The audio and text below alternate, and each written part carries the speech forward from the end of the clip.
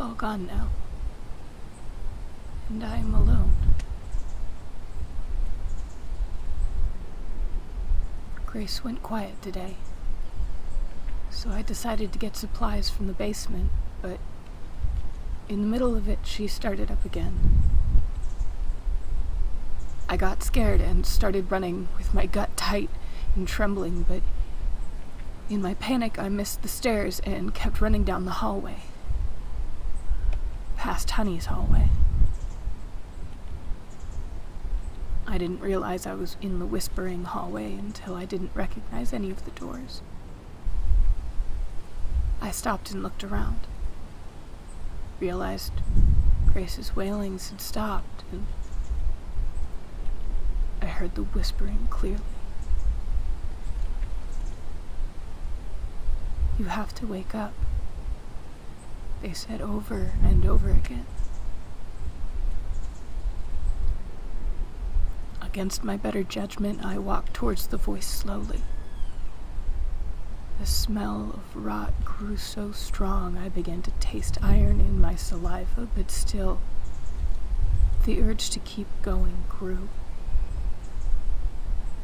Somehow my stomach stayed where it should, and I saw a figure I never met, kneeling over what looked like a blackened mass of wood and sliver-thin vines.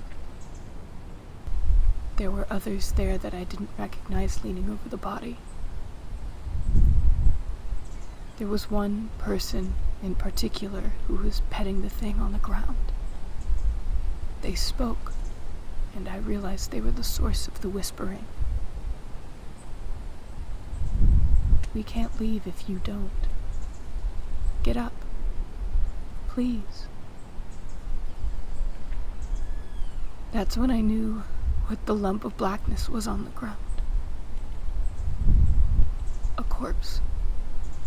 One that was probably years old, shriveled and rotted. The last owner. My stomach won the fight, suddenly and violently. When I looked up, the group of strangers was looking at me. I thought at first there were about 10, maybe 12, but as I looked over them, there seemed to be more and less of them, as if they were phasing in and out of existence when my focus stuck elsewhere.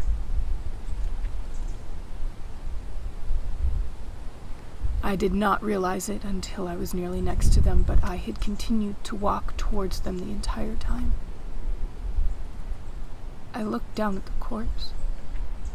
A large black stain surrounded them. I began to kneel.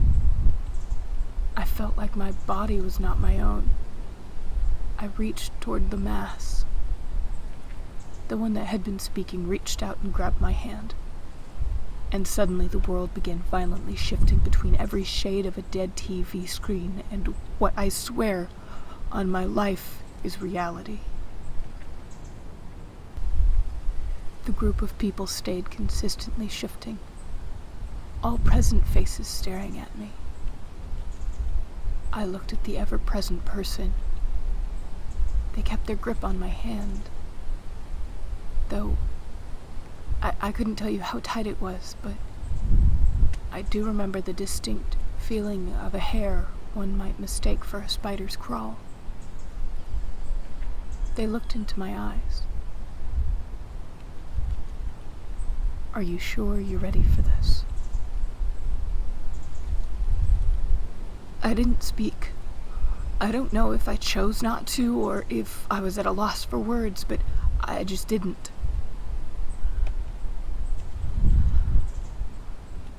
I know the fear I felt in my gut started to crawl more feverishly.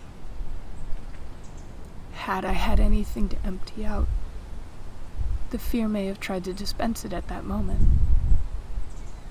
Luckily, I had nothing left. A voice came from behind me. "Let them. What do we have to lose?" The person holding my wrist looked deeply into my eyes and said, "So much more." It was then that I heard Grace's wailings anew, sounding closer, as if she had left the hallway. She was screaming my dead name, over and over again. "It's going to happen again if we don't let them," said a voice. "It might happen if we let them too," another one responded. "Might is better than will," said the one holding my wrist, still staring into my eyes. That closed off the conversation. There was silence as my world continued to shift.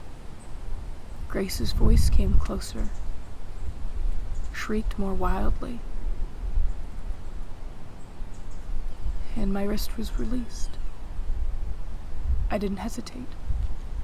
I reached out and touched the corpse, reaching through the long, vein-like strands of hair.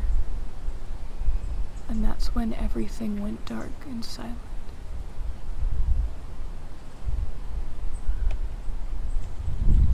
I need to